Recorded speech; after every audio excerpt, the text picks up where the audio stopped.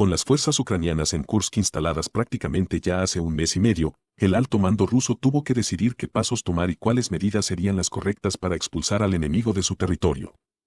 Debido a que estos no quisieron detener su ofensiva en el Donbass, la acumulación de fuerzas rusas fue relativamente lenta y el ya dañado prestigio militar ruso sufrió aún más severamente, ni siquiera frente a los demás países sino que frente a su propio pueblo. Los ucranianos, al penetrar las líneas defensivas de la zona, decidieron no avanzar en línea recta hacia el interior de Rusia por razones obvias. Aquello pondría en peligro su logística y les haría caer en el riesgo de ser embolsados en un eventual contraataque. En vez de eso, comenzaron a expandirse hacia el oeste y el este de modo de mantenerse en paralelo a su propia frontera. Para los rusos, la zona de Gluskovo es particularmente difícil de defender o eventualmente reconquistar debido a la existencia del río Seim. Tanto para Ucrania como para Rusia la existencia de este accidente geográfico es de extrema importancia y por eso, una vez entrados en territorio enemigo, los ucranianos hicieron lo que cualquier estratega haría. Destruyeron los 3 puentes sobre el río para entorpecer al ejército ruso en la zona y avanzaron a la ribera del mismo para encerrar al enemigo al sur. Según los mapas realizados con geolocalización, las Fuerzas Armadas ucranianas habían establecido un avance bastante estable y de hecho, habían llegado a las cercanías del curso vial el 23 de agosto, de modo que lograron el objetivo de encerrar a los remanentes militares rusos al sur del río en Gluskovo. Según mi opinión, habría sido muy fácil para los ucranianos seguir marchando hacia el oeste capturando toda la región al sur del río y reclamar una nueva victoria para Ucrania. Personalmente, yo pensé que eso es lo que veríamos pero no fue el caso. La razón de por qué no lo hicieron es debatible. Quizás estos no tenían los medios militares y de haberlo hecho, habrían expandido el territorio a defender, lujo que los ucranianos no pueden darse por su propia falta de hombres. Quizás asumieron que no avanzar significaba conservar fuerzas para la pronta contraofensiva rusa, y que las fuerzas atrapadas no eran realmente una amenaza por carecer de medios acorazados y ser unidades de escaso nivel combativo. Quizás pensaron que los rusos en la zona terminarían por retirarse por los puentes de pontones que los rusos incansablemente construían y eran abatidos por los HIMARS o simplemente decidirían rendirse.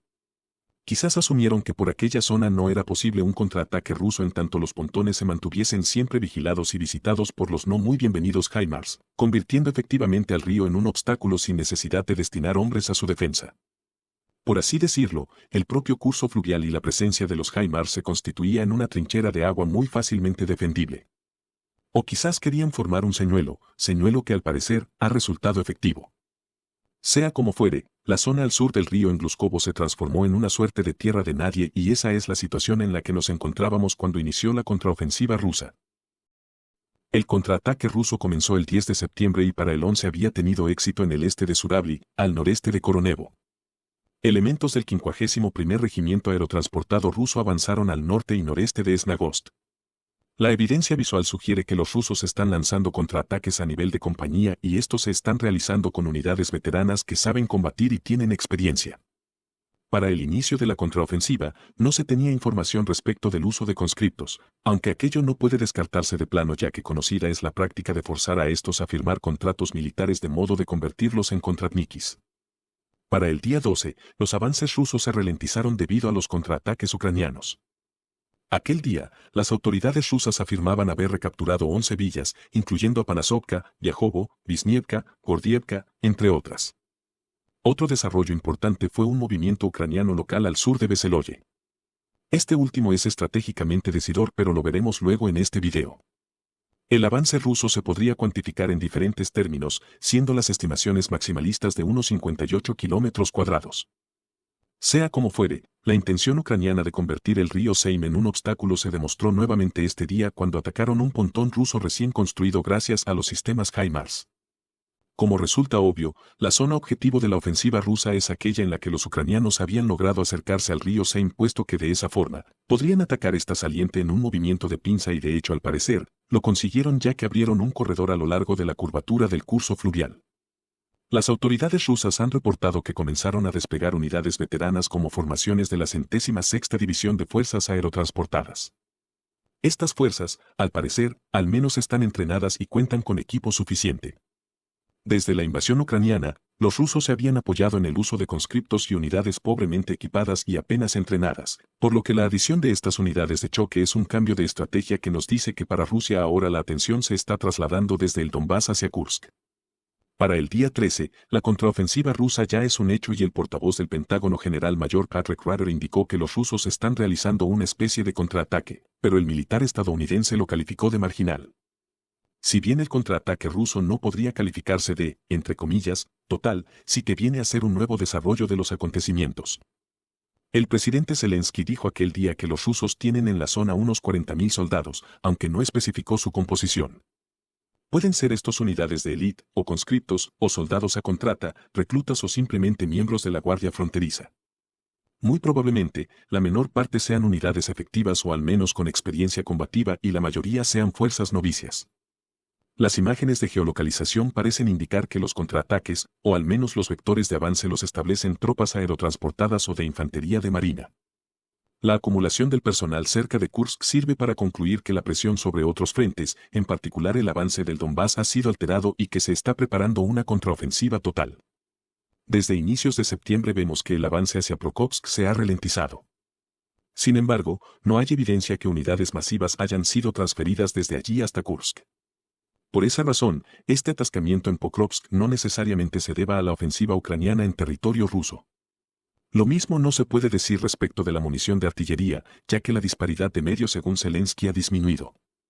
Si este es el caso, también sirve para apoyar la sospecha de una próxima ofensiva total en Kursk, considerando que la doctrina militar rusa pone énfasis en arrasar la zona objetivo antes de enviar a la infantería.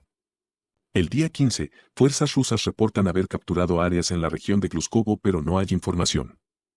Sin embargo, hay información y evidencia visual de que los rusos recapturaron una localidad llamada Desiat Oktyabr y reportan que unidades de la Infantería de Marina de la Flota del Mar Negro, cuyos navíos están en su mayoría en el fondo del mar, además de fuerzas Arbat y unidades provenientes del Donbass, lograron o están próximas a recapturar Borki al sureste de Sutsa.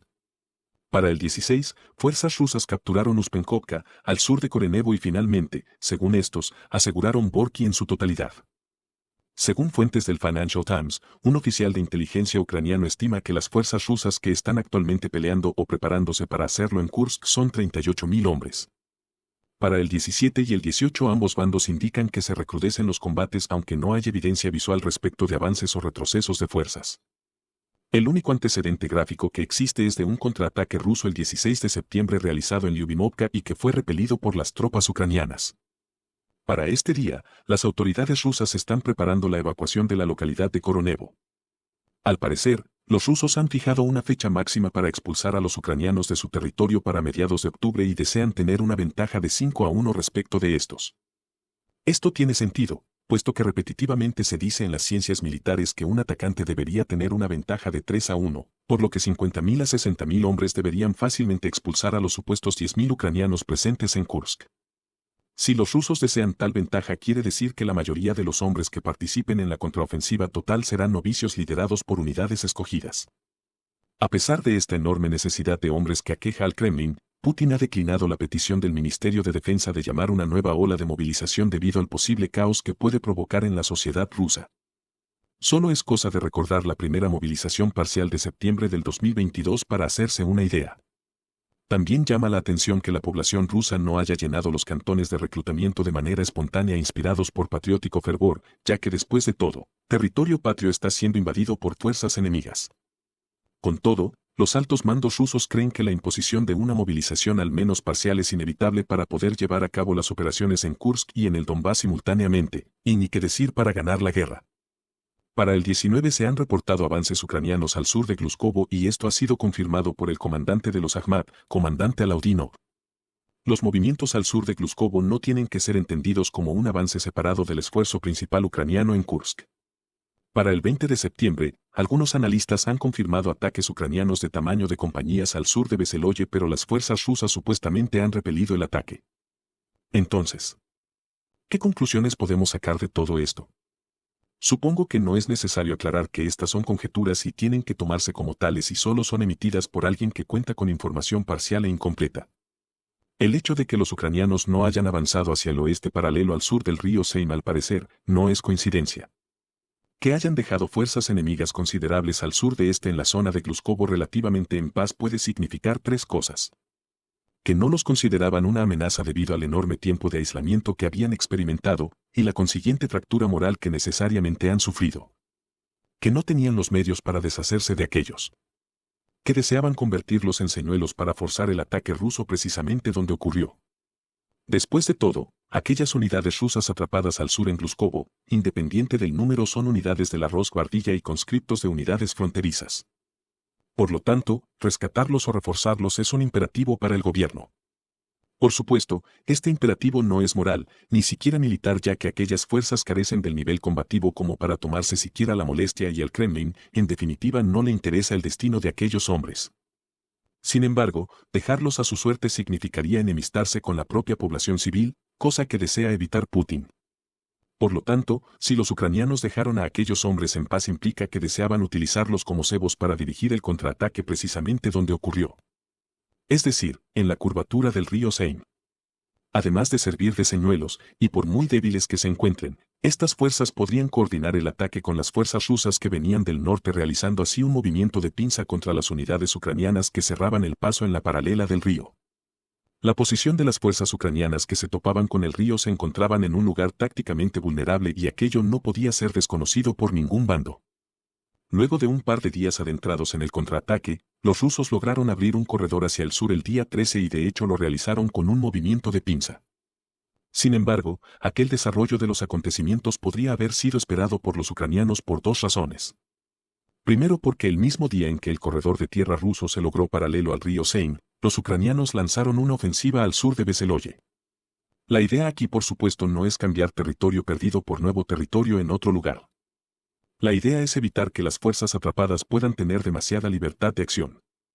Esta falta de libertad de acción implica que las fuerzas de rescate o refuerzo tendrían que descender aún más al sur, poniéndose en peligro de ser ellos mismos rodeados si los ucranianos vuelven a contraatacar hacia el río y tienen éxito, creando un nuevo dilema para el Kremlin.